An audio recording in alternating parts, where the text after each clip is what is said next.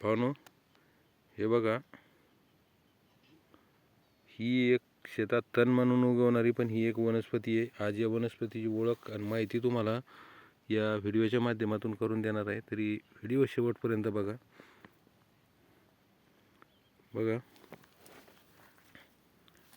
हिला सदमी असं म्हणतात आमच्या भागात, पण हिचं नाव तसं सदमंदी आहे. सदमंदी म्हणून हे आयुर्वेदात ओळखल्या जाणारी वनस्पती. अशा प्रकारची फुलं आहेत हिला आणि हे बघू शकता तुम्ही, अशा प्रकारची याला पानं येतात. आयुर्वेदात सदमंदी म्हणून हे ओळखलं जातं. हे याला यकृत दोषग्नी सुद्धा म्हणतात, कारण यकृताचे बरेच दोष हे नाहीशी करणारी वनस्पती आहे मित्र.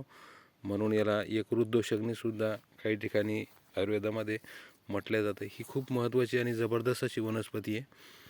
हिचा जर आपण जीवनामध्ये फायदा घेतला किंवा उपयोग घेतला तर बऱ्याच समस्या आपली ही वनस्पती दूर करू शकते. एवढं सामर्थ्य या वनस्पतीमध्ये आहे. या व्हिडिओच्या माध्यमातून मला जे काही माहिती आहे ते आज या व्हिडिओच्या माध्यमातून तुम्हाला मी ही माहिती देतोय.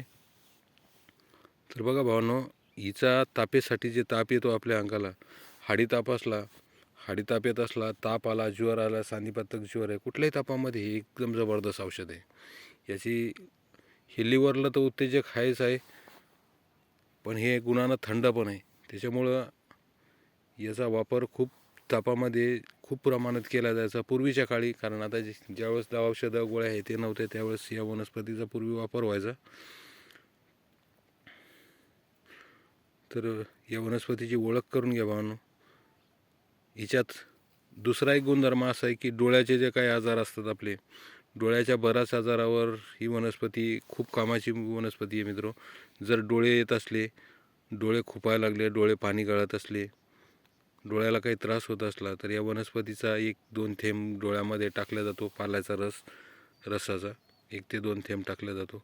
त्याच्यामुळे जे डोळ्याचे जे आजार आहेत, ह्या डोळ्याच्या वेदना कमी होतात, त्रास कमी होतो, डोळे पाणी गळणं बंद होतात आणि डोळे एकदम थंडगार असे पडतात. तर ही आपल्याला पाल्याचा रसही घेता येतो. आणि जे लहान मुलांना झटके येत होते, त्या तापात येणाऱ्या झटक्यासाठी हे एक महत्त्वाचं औषध आहे.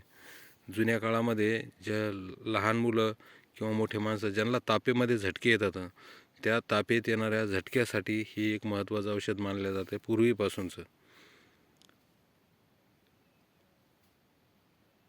तर मित्र, ही वनस्पती आपल्या शेतात तणमधून उगवते. याला कुठला पैसा लागत नाही, काही नाही. बघू शकता, ही अशा प्रकारची वनस्पती आहे.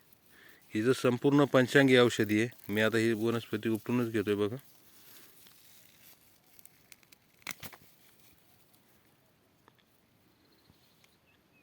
बघू शकता तुम्ही, हे उंच वाढत असतं, पण आता हे मोडल्यामुळे जागेवरच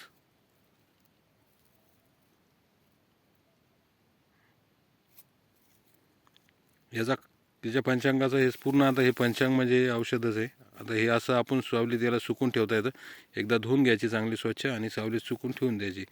याचा काढाही करता येतो आणि याचं चूर्ण करूनही आपल्याला ठेवता येतं. दोन्ही प्रकारे औषधीचा वापर आपल्याला करता येत असतो.